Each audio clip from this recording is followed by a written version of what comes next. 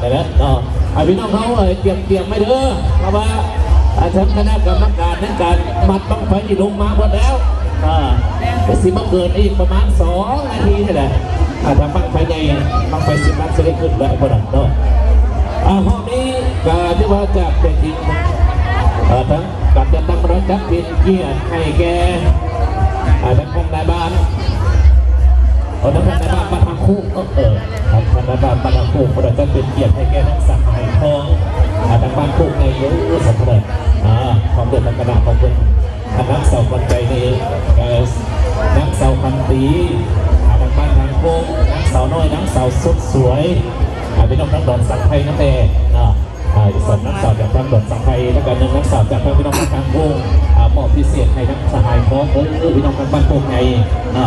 เมื่อนี้ก็ได้ว่ามากมายหลายตาบอกว่าจะเป็นทั้งนักธุรกิจน้อยหนุ่มหญิงชาย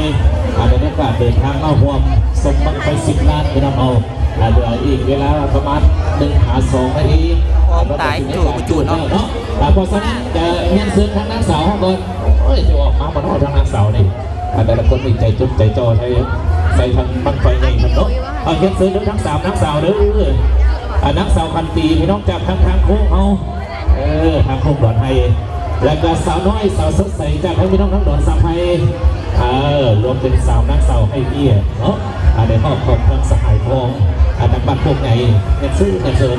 แล้วก็อีกพ่อแม่อีกจากทางพันวานบริษัทฮับเบาก่อสร้างเนาะ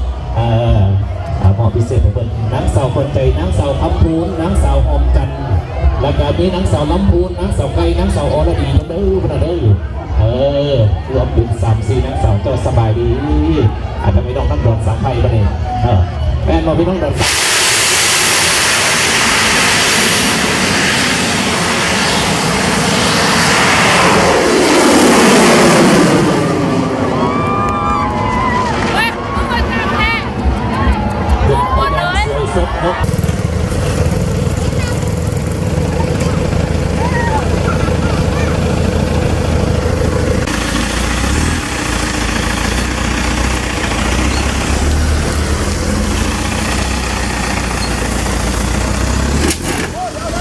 แกคนเนาะตอนนี้แกรถ